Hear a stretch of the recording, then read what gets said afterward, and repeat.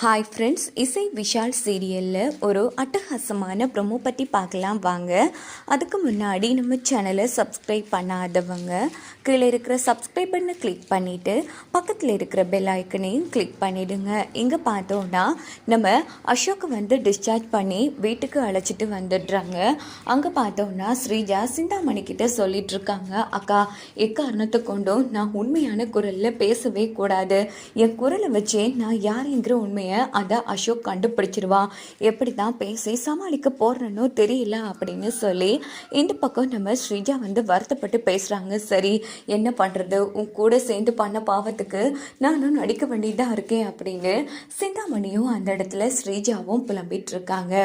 இங்க பார்த்தோம்னா நம்ம இசை ஸ்ரீஜா ரூமுக்கு வராங்க. என்ன ரெண்டு பேரும் அடுத்து எப்படி அசோக் கதையை முடிக்கலான்னு திட்டம் போடுறீங்களா அப்படின்னதும், ஏய் இசை, என்ன நீ ரொம்ப ஓவரா பேசுற அப்படின்னதும், இங்கே பாருங்க, இப்போ வரைக்கும் வயசில் பெரியவங்கிறதுக்கால தான் பொறுமையாக போயிட்டுருக்கேன், இல்லைனா அடி கண்ணம் பழுத்திருக்கும் அப்படின்னதும், என்ன இவ இப்படி பேசுகிறா அப்படின்னு சிந்தாமணி யோசிக்கிறாங்க. நான் உங்ககிட்ட பேச வரல, நீங்கள் குறுக்க வராதிங்க அப்படின்னுட்டு, ஏண்டி நீ எல்லாம் ஒரு பொம்பளை அடிச்சு எந்த அளவுக்கு கீழ்த்தரமாக இறங்கி எல்லாம் பண்ண முடியுமோ அந்த அளவுக்கு பண்ணியிருக்கேன். ஏய் என்னடி ரொம்ப ஓவராக பேசுகிற, நான் என்ன பண்ணேன்?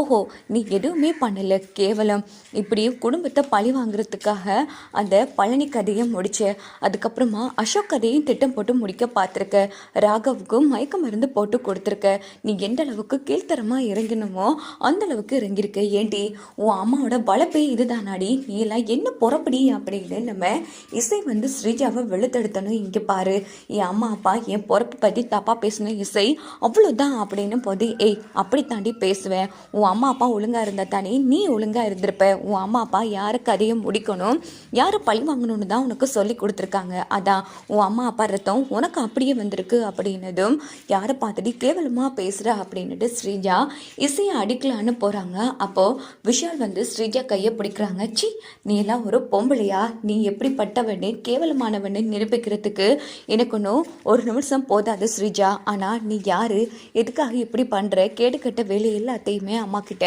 ஆதாரபூர்வமாக நான் நிரூபிக்கணும். அம்மாவே உன்னை கழுத்தை பிடிச்சி வெளியில் தள்ளுற அளவுக்கு பண்ணணும். அந்த ஒரு தருணத்துக்காக தான் நான் இந்த அளவுக்கு பொறுமையாக போயிட்டுருக்கேன். மறுபடியும் சொல்கிற ஸ்ரீஜா, என் குடும்பத்து மேலே கை வைக்கணும்னு நினச்சேன், இந்த விஷாலோட மறு ரூபத்தை நீ பார்த்துருக்க மாட்டேன். நானே உன் கதையை முடிச்சிடுவேன். உன் அளவுக்கும் என்னால் கீழ்த்தரமாக பண்ண தெரியும், புரியுதா அப்படின்னு நம்ம விஷால் ஸ்ரீஜாவை மிரட்டிட்டு, இசை இது கூட எல்லாம் பேசினா உனக்கு அசிங்கமாயிடும், வா போகலாம் அப்படின்னுட்டு விஷால் இசையை வெளியில் கூட்டிகிட்டு போயிடுறாங்க. பார்த்தியா ஸ்ரீஜா, எப்படிலாம் இதுங்க ரெண்டும் பேசிட்டு போகுதுன்னு. இந்த விஷாலை பற்றி உனக்கு தெரியாது, அவன் கோபம் வந்தா என்ன பண்ணாலும் செய்வான் தெரியுமா? ஐயோ, உன் கூட சேர்ந்த பாவத்துக்கு நானும் வசமாக மாட்டிக்கிட்டேங்கிற மாதிரி சிந்தாமணி தவிச்சிட்டு இருக்காங்க. அக்கா பேசுவாங்க தான், பேசுகிற அளவுக்கு பேசட்டோக்கா. ஆனால் இந்த ஸ்ரீஜா வாட்டத்தை நிப்பாட்ட போகிறதில்ல, நான் இந்த குடும்பத்தை பழி வாங்குறது உறுதி அப்படின்னுட்டு ஸ்ரீஜா அந்த இடத்துல கேவலமாக யோசிக்கிறாங்க. உடனே பார்த்தோன்னா ஸ்ரீஜா அப்பா நம்ம ஸ்ரீஜாவுக்கு ஃபோன் போட்டு நடந்த விஷயங்களை கேட்டதும் உடனே நடந்த அத்தனை பிரச்சனையை சொல்லி முடிச்சிடுறாங்க. இங்கே பாருமா, எப்படியோ கண் பார்வை தெரியாத வரைக்கும் தான் உனக்கு பிரச்சனை இல்லை. ஒருவேளை அந்த அசோக்குக்கு கண் பார்வை வந்துருச்சுன்னு வச்சுக்கோ, அதுக்கப்புறமா நாம் இத்தனை நாளாக போட்ட திட்டங்கள் எல்லாம் பெஸ்ட் ஆகிடும்.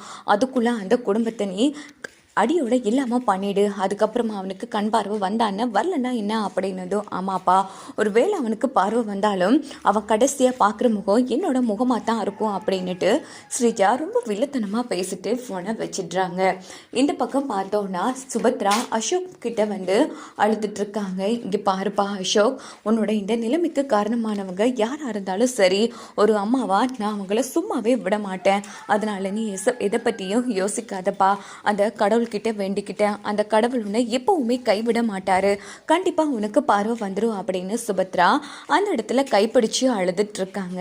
இந்த பக்கம் பார்த்தோம்னா நேரா நம்ம இசை வராங்க. அத்தை கவலைப்படாதீங்க அத்தை, உங்க நல்ல மனசுக்கு கண்டிப்பா உங்க பிள்ளைக்கு கூடிய சீக்கிரமே கண் வந்துடும். அதனால நீங்களும் அழுது அவர் மனசையும் கஷ்டப்படுத்தாதீங்க அத்தை, சந்தோஷமா இருங்க.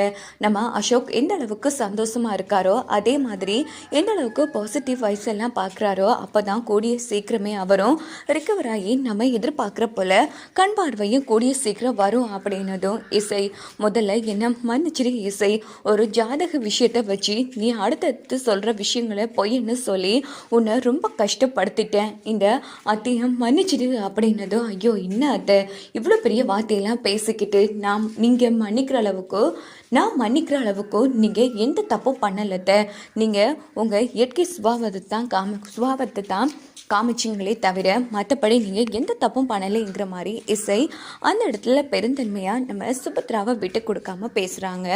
இதோட பார்த்தோன்னா இந்த ப்ரோமோ முடிச்சு.